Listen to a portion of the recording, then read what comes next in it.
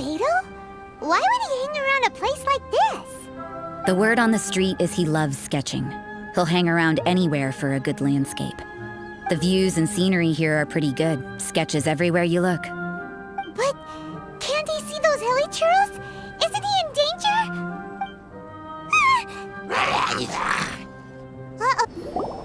Who are you? Why did you alarm them? Thank the gods I'd already completed my sketch. Would have been a shame to leave these particular hilly churls unfinished.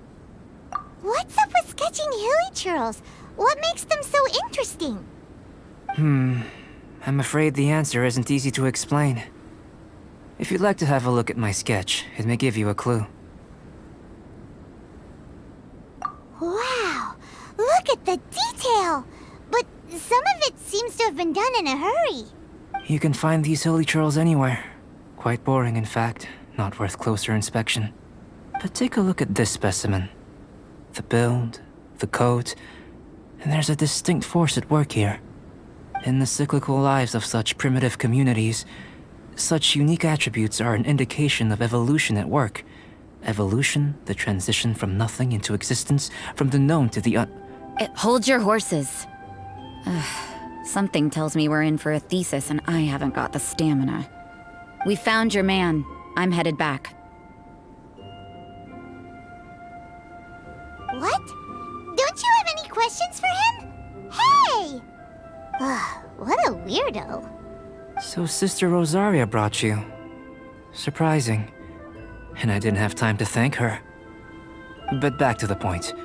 From her words, it seems that you were looking for me? We met a girl in Mondstadt, Sucrose. She said you were stuck with your research. I see. So Sucrose sent you here. Then, if I'm not mistaken, you must be the honorary knight. You've got the whole of Mondstadt talking. I've heard a bit of everything. Your actions during Storm Terror's attack, your elemental control, and quite a few other mysterious things. I'll skip to the conclusion. There's only one possibility after all.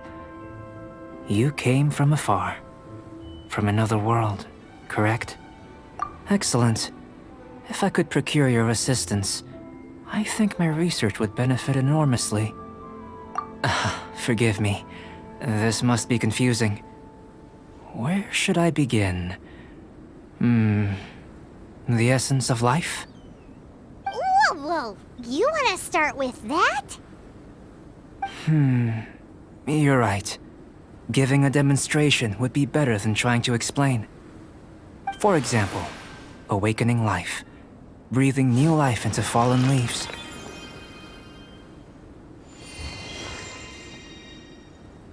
You can do that? However, I have a particular seed in my possession. The method I'm talking about has produced no results. It's like you, in that it hails from another world. Helping it to grow, to bloom. That's the problem my research is up against. That's where I need your assistance. Well, if you're struggling to figure it out, Paimon's not sure we're gonna be much assistance. I beg to differ. I'm unable to comprehend the intricacies of life outside of the known world. But you're not from the known world. By observing and researching you, I may just be able to find a way to get the seed to sprout. Shall we just get out of here? This sounds a little freaky. Mora, knowledge, and the answer to the question you are seeking. It happens to be an answer that I can provide. How does that sound? Time for a change of surroundings. We should be going. There's research to do. Paimon has a question. After the seed sprouts, will it grow into anything? I don't know, but I feel the importance will lie in the method, not the endpoint. Using alchemy to awaken otherworldly life into that would constitute a big leap in my understanding of the essence of life. After awakening, even creation may be possible. Still a little difficult to understand? No, Paimon's got a brain. But what's the seed gonna become? Isn't that more interesting than whatever it was you were saying? Well, If it turns out to be a delicious fruit, dinner's on me. Yay! Paimon's holding you to it. Well, let's just say I, occasionally have to look after a child. Another lengthy explanation, I'm afraid. I suppose it's one of the few non-alchemy related disciplines I'm any good at. The subject of my first research was the elements. In this world, manipulating the elements requires a vision. Though I can't see anything resembling one on your person, how you're able to freely manipulate elemental power is something I'd like to ascertain. I've got a few questions in that regard. Firstly, do you have any extra organs? A second heart? A fourth stomach? Things of that nature. Fascinating. And this floating child is connected to your body in some way? What a stupid question! Can't you see the gap between us? And another thing, it's Paimon, not floating child. I was merely considering the possibility that you were an external organ. Perhaps there is some invisible force connecting you. Oh, that rules out that possibility. I wonder, did Paimon guide the elemental power to you? But that would mean that Paimon's elemental power would be enough to break through a mountain rock at least 10 meters thick, or cause the waterfall south of Springville to flow backwards. No, that definitely can't be it. Hey, how would you know anyway?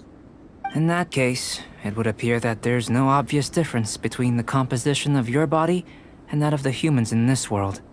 Given that there's clearly a discrepancy in our research, it seems that only experimentation will yield the answers. Firstly, this mysterious elemental power. I'd like to examine exactly how it manifests externally. Let me lure a few slimes to the area. Perhaps you'd be able to defeat them, using whatever method comes most naturally to you. Huh? Doesn't seem very sciencey. Direct and clear observation are imperative to a good experiment. This is just a simple exercise. Naturally, if you require a greater challenge, we could bring in 6 Oceanids. Slimes! Slimes are fine. Well, prepare yourself. The slimes will be here any moment. Great work. Did you feel anything out of the ordinary? If you're injured, I have a few emergency potions ready. Excellent. According to my observations, the manifestation of the external elemental flow is as expected. Elemental reactions are normal. There's nothing out of the ordinary. Now that we know that the external flow is manifesting normally, let's test the internal flow. Internal flow? How do you test that? It's very simple. I can use alchemy to create a potion that will extract elemental power. If the elemental power is stored or accumulated physically within your body, this potion may elicit an elemental reaction. Sounds kinda terrifying. Don't worry. In the normal course of events, you'd feel some temporary queasiness. No bodily injury. And in the abnormal course of events? If anything unexpected occurs, I've made the necessary preparations. Try not to worry. Well, it's not that there aren't any risks involved, but if there is anything blocking your elemental flow, we'll be able to locate it with this test. Just a warning. If an internal elemental reaction occurs for any other reason, that's a bad sign. Yes, that's an excellent way to think about it. Before we get started, the potion we'll use for the test is missing a catalyst. We'll need to find it. It's a type of ore known as star silver, but unfortunately not all of it is suitable. I'll take you to my campsite. We can gather some star silver ore on the way. I'll point out any likely contenders. All going to plan, we should be able to begin concocting the potion when we get to the campsite. Paimon's still got a few safety concerns, but it seems like there's a silver lining. Let's keep our eyes open. This is my campsite. I've added the materials we collected to the concoction.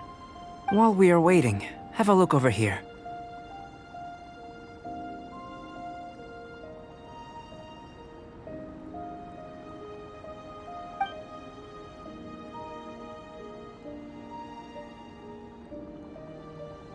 My assistant Timaeus here is helping me with my research.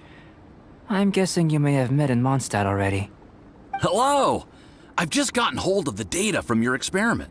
The report is already up on the board there. Whoa!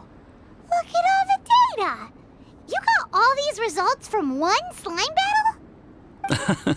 I wouldn't call them results, inferences, and a few daring guesses perhaps. I think the most rational direction would be to expound on the phylogenetic relationship between this traveler and the slimes. Consider.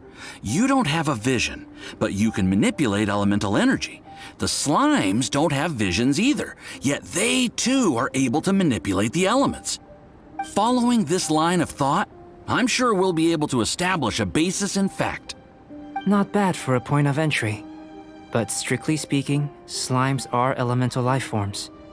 In other words, beings consisting entirely of the elements. A cryoregisvine, or even a whopperflower might be a better analogy. But tracing back the phylogenetic relationships between plants and animals, you might have to trace back to the world's origins. In that sense, things might get difficult, don't you think? Yes, sir. That sounds correct. After all, we've got our primary data already. This traveler is a visitor from another world. If it turned out that he did have a phylogenetic relationship with this world... Now that really would be something, wouldn't it? Ah, it would. Apologies. I was so excited to get the data. I'll slow down a bit next time. Speaking of data, to complete our research, we'll need some more. I'll be conducting analysis here for the time being. If you're keen for an update, just come and find me. Great, I'll leave you to it.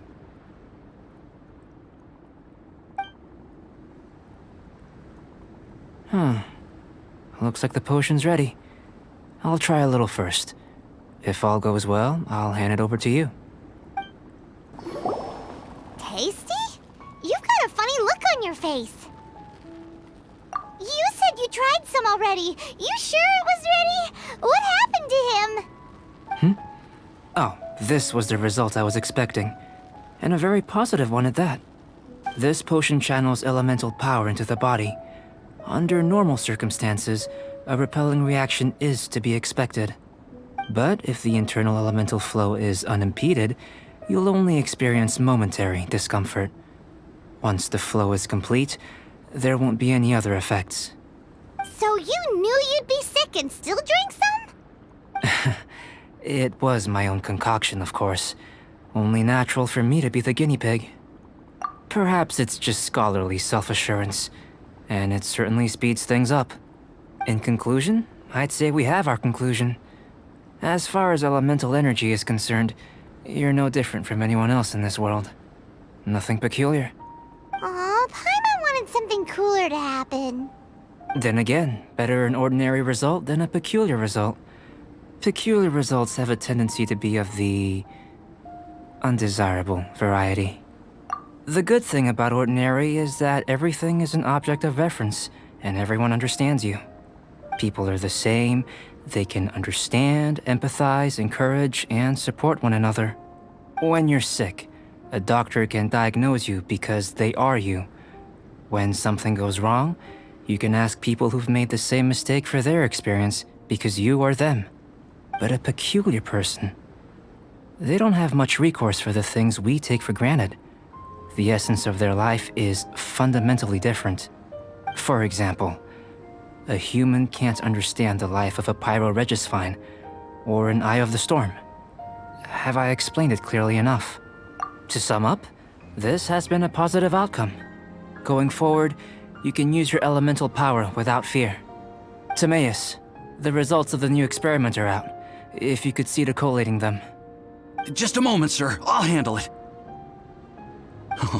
You gave me a lot to consider. Really stretched my limits. I'm thinking a lot clearer now. Having you down as an animal wasn't very precise of me, but starting with the premise of an elemental life form, now that was... Not bad. I think it's an interesting line of inquiry. Whatever the truth of the matter, I'd like your research at the fore as opposed to my judgment. You can count on me, sir. I'll extract a result satisfactory to all. Is he trying to join the Knights? He's starting to sound like a suck-up. What Paimon meant to say was, that's the spirit! Mr. Albedo, say something! Before we can proceed with our research, I need to prepare something. Wait one moment. If you're interested, why not have a look around? It may help to pass the time. I'm back. Did you see anything interesting? Agreed. I'd love to find a moment to put them all in order. Still, experiments come first. Well, on with the research. There may be significant differences between different worlds. Take Tevat, for example. Here, those with visions can manipulate the elements. But worlds may well exist where only one person is able to do so. Or even everyone.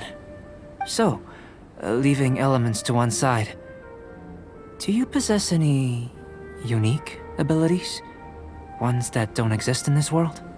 I think answering this question calls for the same methodology as last time. In other words, no. You shan't be required to exert quite so much effort this time around. Now, see this pillar here? Use your willpower to try and break it. That was your best effort? Well, can't be helped, I suppose. What's with the disappointment? Isn't that, like, impossible? Have you tried using your elemental power with food? I don't mean for cooking, as such. Rather, channeling your power into the ingredients themselves. I'm curious to see how the taste and texture respond. It may even help with proliferation. I suppose I have a curiosity for things that others find surprising. Anyway, why don't you cook us up a sunshine sprat? I've just finished preparing the recipe. Cooking? Paimon was looking forward to more mad scientist stuff. Not only is this recipe a staple for me, it's also worth experimenting with and highly nutritious. Paimon bets you're just hungry. It does sound yummy, though. Okay, Paimon approves. Good buddies are always on the same page. I'll leave you to it then. Looking forward to the results. If there's anything left over, maybe Timaeus can finish the last morsels. Work? I've never seen a performance quite like it. Your reputation precedes you, traveler. The data shows that you're easily outperforming the average citizen in Mondstadt. But you followed us the whole way without breaking a sweat! Me? Actually, I used alchemy to cheat a little. But anyway, if it turns out that the natural laws of Tevat do not affect you, I should be able to make various inferences about the otherworldly civilization you belong to. If the natural laws of Tevat do affect you, then I shall be able to make inferences into the kind of evolution that would occur under the absence of such effects. The innumerable possibilities that this could present, the captivating insights, it would be something to savor again and again. But how does this help your research? You've helped me to unravel many of the problems that were holding it back. When we return to the campsite, I should be able to show you something interesting. I may be about to make some analogies between you and a few unusual specimens. I hope you won't be offended. Gold, petrified trees, a sun 8 times the size of our own. The essence of the investigative process is enthralling, but such feelings are inevitably fleeting in nature. I'm willing to pour all my energy into research, and yet specimens are finite. As the unknown transitions into the realm of scientific understanding, the feeling of enlightenment is lost.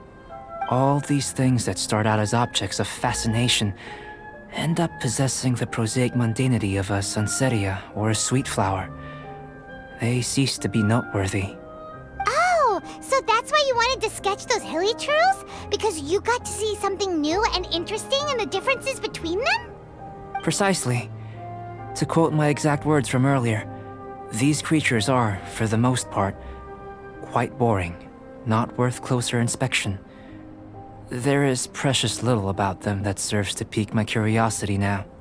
So after all all these experiments, are we gonna be, like, boring to you? Like sketches? Of course not. You have been of great assistance to me, and I will remember this friendship for a lifetime. Now, before we head back to the campsite, there's one more experiment. Intelligence. Follow me. There are some other ruins nearby. I imagine you must have encountered more than a few conundrums during your travels. I'd like to observe your intelligence by means of a practical test of your capabilities, much as we did for the physical test. I'd like you to explore these ruins and return with your findings. There are 2 puzzles located at the far ends of the ruins. After completion, you should be able to activate the mechanism in the center. As with the physical test, there are no restrictions. Everything you do is an action I wish to observe. Remember that this is a test of intellect, so should you get lucky in any way, that won't be factored in as part of the test. So, let's see you in action. Start wherever you like. Now. What's this? To the best of my knowledge, these belong to a script of some kind. They can be found all over Tevat, but they've never given up their secrets. There's still a lot to learn about them. And as for why they should ever have come to rest here, a true mystery. Let me make a copy first. I'll make time to go over them in greater detail after our research. Another thing for the don't understand list. Unsolvable mystery this, weird experiment that. It'd be nice to get some cool results for once. Seems like if you want the reward, you gotta pay the price. I've truly gained a lot from all this. Comparatively, the little reward I can offer is too small to mention. Let me return to the campsite first. By the time you get back, I may just have a fleeting miracle for you to witness. Paimon's kinda looking forward to seeing the results of all this brain ache. Unless you can think of anything better to do, let's head back to the campsite. You're back. Good timing. I've just about reached the conclusion. You took quite a while. Did you get held up on the way back? I wouldn't worry. She's just doing her job. Time for the results. We got a myriad of data today, and it was very difficult to finish all the research in one go. But the integral preliminary conclusion that I can offer you is you're very much like a human from this world. You couldn't tell that just by looking? We spent all day working our butts off for that? Please, I understand that this may have seemed self-evident to you, but in fact, nothing in this world should be taken for granted. Have you ever considered that the world of Tevat may have a natural hostility to Outlanders? I mentioned the natural laws of this world. You're able to converse with me here without consequence, and nothing seems amiss. But it's arguably a small miracle.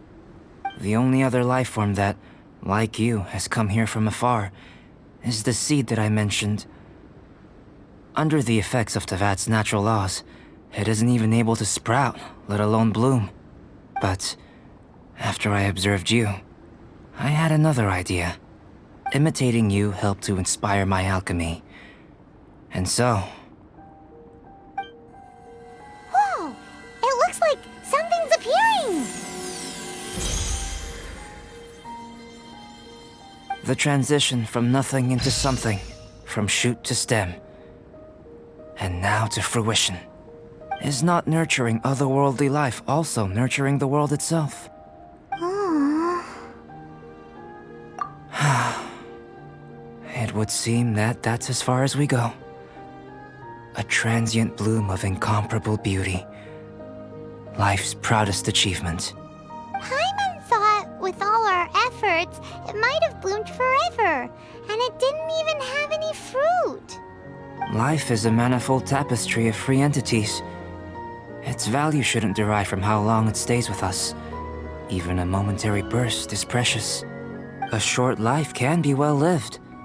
A life lived efficiently, lived to perfection, is necessarily one unburdened by loneliness. So, do you understand what I meant about us conversing here arguably being a small miracle?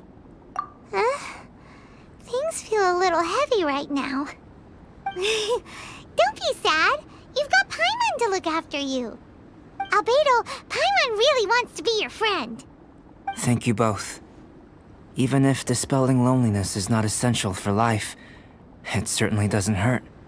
Your help inspired me to discover the means to make a flower bloom.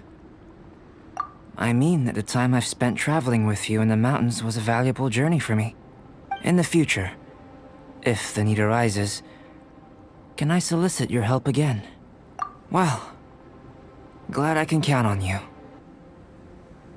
I made a point throughout of telling him how ordinary the results were. But what was that sediment I saw forming at the bottom of the vial? It should not have been there. What could it mean? Those born of Earth are bound by its imperfections, but those born of chalk are free of impurities. You and I are alike, both composed of a substance that has yet to be fully defined. If, one day, I lose control, destroy Mondstadt, destroy everything, can I rely on you to stop me? Albedo! Why are you here? Are you lost? No, we're not. A secret? Hey, what are you doing? Our mission calls for a delicate approach. Sure, but still. Actually, you've arrived at just the right moment. I have business with you too, in fact. Here, catch. Huh? What's this? As you can see, it is a sword. I did not make the sword. However, I did add some alchemical touches to it. Would you like to try it out? My research indicates that this sword has some unique properties. Only you can use it, but I need to gather data from it quite urgently. So, could I bother you to use it in battle? Wait a second. How can there be a sword that only one person can use? Very astute of you. This sword has indeed had a curse laid upon it. An ordinary person would be unable to wield it at all. However, you are an exception. Huh? Or perhaps I should say that only you are immune to the curse. As such, who could I find to help me if not you? We gain little from saying more. Go find some monsters nearby. After all, some things are best discovered through practice. Over here! It's with this brat! Give it back, you thief! Treasure hoarders? There are treasure hoarders in a place this cold? Enough talk! Hand it over! Watch out! Rich. Treasure hoarders calling us thieves? They certainly arrived quickly. Goodness, no. They seem to have been talking about this sword. What's going on? Why are you looking at me like that? Of course I didn't steal the sword. Not long ago, the Knights caught a band of treasure hoarders outside the city. The goods they were smuggling were also impounded. This sword was one of those items. We believed it to be stolen plunder, but no one came to claim it. Nor could we find out where it came from, so it languished in our stores. I noticed it quite by chance while in our storehouse. To tell you the truth, such an old sword would see little use outside of alchemy. You claimed it for yourself? Just like that? So, then what happened? You just took it with you? Indeed. And I initially intended to perform some experiments on it, but I unexpectedly discovered its true origins in the process. This ancient-looking weapon once passed through the hands of a now-deceased blacksmith. It is a legendary, magical sword. A magical sword? It is said that the smith vanished not long after creating the weapon, with the weapon subsequently becoming lost to time. Working backwards from its eventual fate as plunder, one can guess that it was then stolen by the treasure hoarders, where it remained in obscurity till recently. The blacksmith who made this weapon disappeared? That's kinda spooky. No wonder it's cursed. Exactly. Do you know the story of Durin in this mountain? Durin was the black dragon who menaced Mondstadt, before finally being defeated by the combined efforts of the Valen and the Animo Archon Barbados. After a fierce battle, the vanquished Durin crashed to ruin here, falling into the thick snow. Snow gathers atop this mountain and never melts, which is a most curious phenomenon. Which leads one to wonder, was Durin's fall here purely by chance, or was it intent? Could it really have been intent? Perhaps this place was chosen as a gravesite precisely so that the snow's power could seal the corrosive toxin coming from Durin's body. It seems plausible that Barbados would think of such a method. Huh. Was Barbados such a capable god? Well, these are just my postulations. I don't have any evidence. But what's for certain is that this mountain and Durin are deeply intertwined. In fact, I believe that the very sword in your hand has Durin's remains in it. A dragon's remains? Indeed. The dragon's eyes, claws, and scales ground into dust before being used to coat the blade. In this way, Durin's corruption and venom entered into the sword and became the source of its power. This is very advanced craftsmanship. I presume that having successfully forged the weapon, the smith must have tried it out themselves in their joy. But using the sword in battle would have allowed the corruption to seep through the blade's handle and into their bodies. Ordinary mortals cannot withstand such power. The blacksmith must then have fled, driven mad by the curse, before meeting their end in some unknown place. You've purified the volunteers before, which is a very rare ability indeed. This ability has protected you from being corrupted or poisoned, and you can completely eliminate their effects, which is why you and only you can properly wield this sword. Still, this sword really is huge. Yikes! It's glowing! As far as I'm concerned, this is where the real experiment begins. This sword is still very weak at present. However, it is able to absorb energy, and through that, it is able to constantly become stronger. In some sense, you could even say that it is a living thing. Well then, traveler, adventure with it to your heart's content. I need you to help it grow. I believe that we will soon have all the proof that we need.